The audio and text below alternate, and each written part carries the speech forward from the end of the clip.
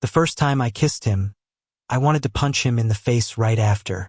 The problem was I had to do it in front of his entire family, while pretending I was the love of his life. If that sounds ridiculous, well, welcome to my week. I never imagined that Ryan Miller, the smug, sharp-tongued guy who had spent years making me feel like the dumbest person alive in every classroom we shared, would ever look at me with desperation. But that morning, outside the arrivals terminal of Atlanta's airport, he did. His green eyes, usually blazing with arrogance, looked haunted. "Ethan," he muttered, tugging at his suitcase handle. "I need a favor, a big one." I nearly laughed in his face. Ryan Miller, my high school and college rival, the guy who once called me a charity case in thrift store shoes during debate club, asking me for help? I should have walked away, but he didn't give me the chance. He leaned closer, his voice dropping like he was telling me a state secret. "My parents think. They think I'm bringing home my partner this Thanksgiving. They don't know he bit down on the rest, his jaw tight. They don't know the truth." I blinked. "You're not bringing anyone home?" He swallowed, then looked me dead in the eye. "I told them I was. And now I need you to be him." I swear, the world tilted beneath my feet. Me, pretend to be his partner. For Thanksgiving. In front of his wealthy, uptight, painfully conservative family. The same family I'd seen him flaunt as a weapon back when he'd humiliated me at a scholarship competition, reminding me that he could afford mistakes while I couldn't. "Why me?" I scoffed, folding my arms. "Don't you have some model boyfriend waiting in the wings?" He flinched. That flinch was what got me. Ryan Miller didn't flinch. He didn't show weakness. But right there, in the middle of a buzzing airport, he looked like a cornered animal. "Because," he said quietly, "you're the only one who knows me enough to pull this off, and because I can trust you not to ruin me." I should have walked away. God, I should have. But instead, some cruel, curious part of me whispered, "Let's see him squirm." So I nodded. "Fine. But you owe me. Big time." The Miller estate looked like it belonged on the cover of an architectural magazine. Stone pillars, massive windows, a sprawling lawn with a fountain in the middle, so different from my world of cramped apartments and ramen dinners. As we pulled up, Ryan's knuckles whitened around the steering wheel. "Remember," he muttered, "we're madly in love." I smirked. "Don't worry. I've been practicing my swoon." The look he gave me could have melted steel. Inside, it was like stepping into another planet. Crystal chandeliers, gold frames, voices clipped with old money etiquette. His mother, elegant in pearls, swept toward us with an icy smile before her eyes flicked to our intertwined hands. "Oh," she said, the word laced with surprise and judgment. "So this is the young man you've been hiding." Ryan's grip on my hand tightened. "Yes, Mom. This is Ethan." And just like that, I was no longer Ethan Parker, the kid who grew up working nights to pay tuition. I was Ethan, Ryan's supposed partner. His lifeline. His shield. The charade began. Meals at the Miller house were battles disguised as dinners. Questions flew at us like arrows. "How did you two meet?" his father asked, voice smooth but sharp, like he was waiting for me to slip. "At a debate competition," I replied easily, sipping my water. "He beat me. Worst day of my life." I shot Ryan a glare, and to my shock, he actually smiled soft, almost shy. "And you forgave him?" his mother asked. "Not at first," I said. "But he kept showing up, kept pushing his way into my world. Eventually, I realized he wasn't leaving. And maybe I didn't want him to." The table went quiet. For a second, I almost believed my own words. Later that night, in the guest room we had to share, I cornered him. "Your family is going to eat me alive," I hissed, tossing my jacket on the bed. This was the dumbest plan ever. Ryan ran a hand through his hair, pacing. "You were perfect. The way you looked at Mike felt real." I froze. "It wasn't real." "Wasn't it?" he shot back, his voice trembling. The air between us thickened. For years I had despised this man. And yet, in the quiet of that ornate room, with shadows dancing across his face, I felt something I wasn't ready to name. The kiss happened on the third day. We were in the garden, under a canopy of fading autumn leaves. His sister had just cornered us, teasing about how convincing we looked together, and before I could snap back, Ryan grabbed me by the wrist. His breath was shaky. "They're watching," he whispered, and then his lips were on mine. It wasn't soft. It wasn't gentle. It was desperate, like a man clinging to the only thing keeping him afloat. I should have pulled away. I should have remembered every insult, every smirk, every reason to hate him. But I didn't, because in that kiss, I tasted fear. I tasted longing. I tasted years of silence between us cracking wide open. When we finally broke apart, my chest was heaving. "That was for show," I muttered, though my voice shook. Ryan's eyes burned into mine. "Was it?" The line between us blurred after that. Every glance lasted too long. Every accidental touch lingered. At night, I lay awake listening to his breathing, hating myself for memorizing it. By the time Thanksgiving dinner came, the room felt like a pressure cooker. His father raised a toast, voice booming, and then turned his gaze on Ryan.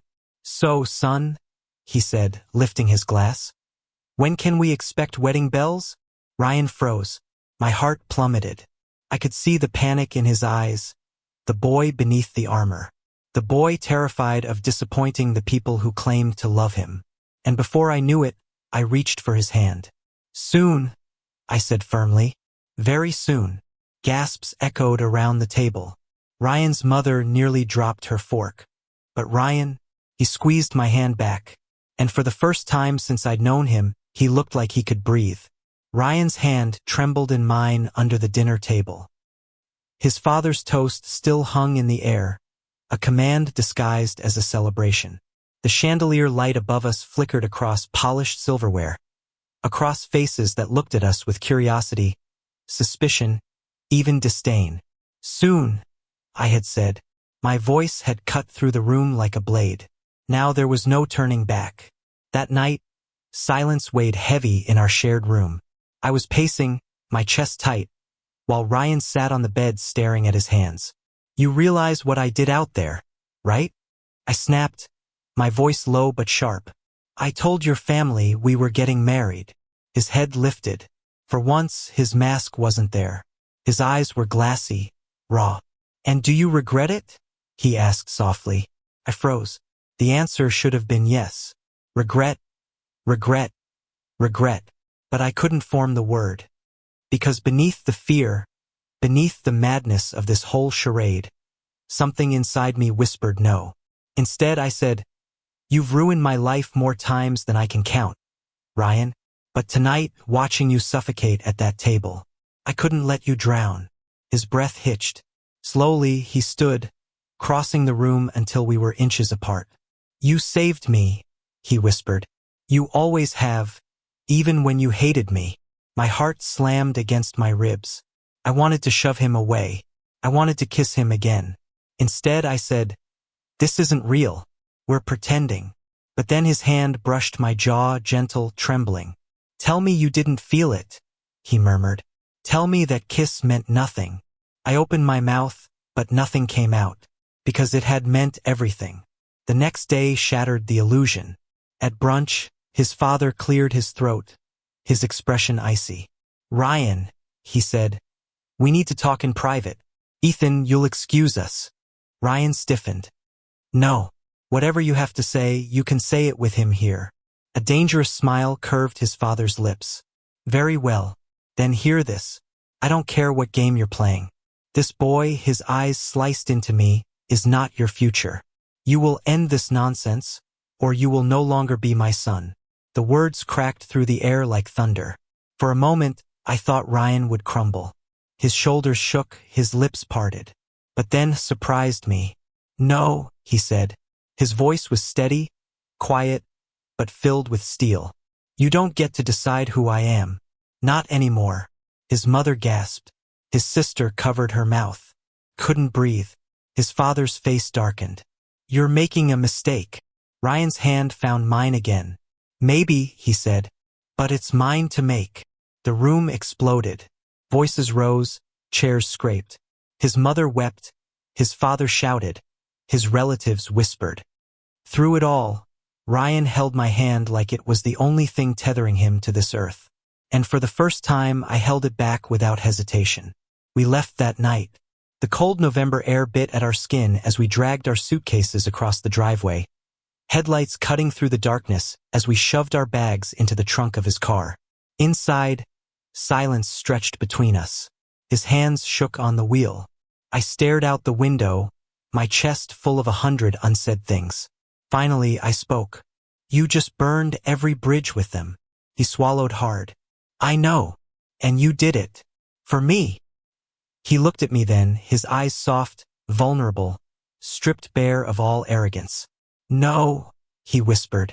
I did it for us. The word slammed into me. There had never been an us. Not until now. Not until a lie turned into something neither of us could keep pretending wasn't real. Before I knew it, my hand was on his cheek, guiding his face toward mine. The kiss was softer this time. No desperation, no audience, no pretending. Just two broken boys, finally finding something worth holding on to. Weeks later, we were back in the city, living in my tiny apartment. It wasn't glamorous. The radiator clanged at night, the walls were thin, the paint chipped, but it was ours. I caught Ryan one morning, sitting at my kitchen table in one of my old t-shirts, staring at a mug of coffee like it might bite him. You hate it here, I teased. He smirked, that familiar edge creeping back. It's not the estate. No chandeliers, I agreed. No private chefs, he added. No silver spoons, I said. He looked at me then, green eyes steady, voice soft. But it's where you are. And just like that, I realized I didn't hate him anymore. I never really had. I had hated the distance, the wall of rivalry we'd built, the fear of admitting what I felt. But him? No. I reached across the table, lacing my fingers with his. Guess you're stuck with me, Miller. He smiled, genuine this time. Best mistake I ever made. The world outside wasn't kind. Whispers followed us. Old wounds bled fresh whenever news of his family's rejection reached him. But every night, when he came home to me, when he collapsed into my arms with exhaustion and relief, I knew one thing with certainty. We weren't pretending anymore, and though the kiss that started it all had been forbidden, it had given us something rare, something worth losing everything else for. Love. The kind that burned down every line we thought we couldn't cross and left us standing, hand in hand, in the ashes, unafraid. Thank you for listening. Don't forget to like and subscribe to stay updated with the latest videos.